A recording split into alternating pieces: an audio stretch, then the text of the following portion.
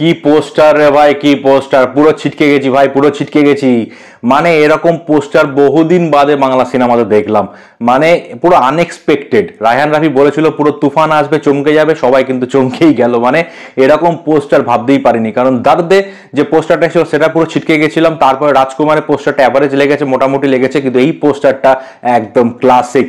এবং সবচেয়ে বড় কথা হচ্ছে এই যে পুরো লুকটা, এই লুকটা একদম ফাটাফাটি। মানে যখন মোশন পোস্টার বা তার আগে ফার্স্ট লুক পোস্টার এসেছিল তখন থেকে এই সিনেমাটার প্রতি একটা আলাদা রকমের ক্রেজ ছিল ফ্যান্সদের এবং দর্শকদেরও। মানে ওভারঅল সমস্ত দর্শকদেরই প্রচন্ড ক্রেজ ছিল।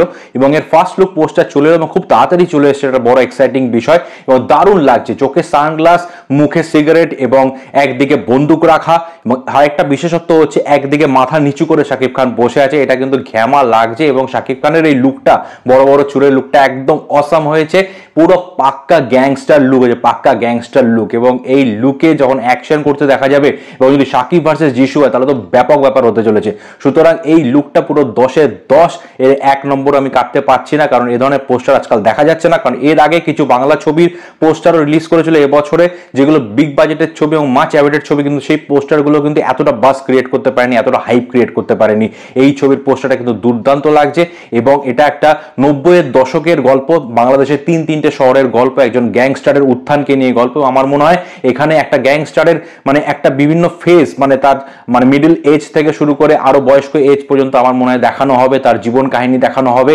এবং এই ছবিটা কিন্তু রায়হান রাফি ডিরেক্টেড সিনেমা, এটা ভুলে গেলে চলবে না। শাকিব খানকে তিনি যেভাবে প্রপারলি ইউজ করেছেন এটাই দরকার ছিল। শাকিব খান যে লেভেলের তিনি তার স্টারডম রয়েছে, তাকে সঠিকভাবে আমি বলবো প্রিয়তমার আগে অবধি সঠিকভাবে তাকে ইউজ করা হয়নি। প্রিয়তমার পর থেকে কিন্তু তাকে নিয়ে সিরিয়াসলি সবাই ভাবনা চিন্তা করছে। এবং রায়হান রাফি এমন একজন পরিচালক যিনি কিন্তু শাকিব খানের সুপারস্টার দামকে দারুণভাবে ইউজ করতে পারবেন। তার প্রমাণ হচ্ছে তার ফার্স্ট লুক পোস্টার, দুর্দান্ত লাগছে, পুরো ছিটকে যাওয়া পোস্টার। এবং তুফানের যে হাইপটা ছিল, হাইপটা বহুগুণে বেড়ে গেল।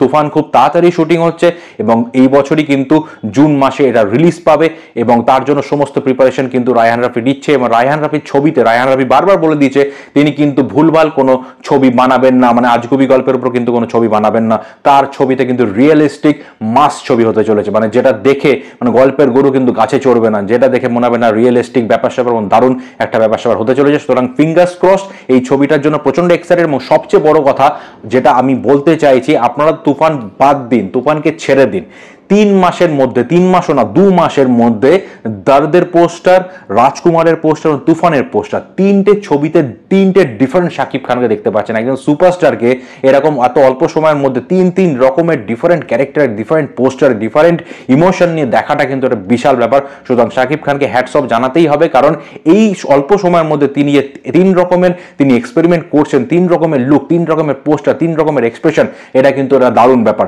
তুফানটা নিয়ে যথেষ্ট এক্সাইটেড, কিন্তু এই ওভারঅল 3টের জন্য কিন্তু শাকিব খানের এবছর 2024 কিন্তু শাকিব খানের বছর হতে চলেছে। যদিও শাকিব খানকে কম্পিটিশন দেওয়ার মতো বাংলাদেশে কেউ অন্তত নেই আপাতত, যতদূর আমি জানি। তবে এই ছবিগুলো কিন্তু মাইলস্টোন হতে চলেছে, তার মধ্যে তুফান সবচেয়ে বড় হিট হবে বলেই আমার বিশ্বাস। আপনাদের কি মনে হয়, আপনারা পোস্টারটা দেখে কতটা ছিটকেছেন সেটা অবশ্যই কমেন্ট করে জানাবেন। ভিডিওটি ভালো লাগলে চ্যানেলটি সাবস্ক্রাইব করে অবশ্যই পাশে থাকবেন এবং বেল নোটিফিকেশন অবশ্যই প্রেস করবেন। সো দেখা হবে নেক্সট ভিডিওতে। বাই, খুব ভালো থাকবেন।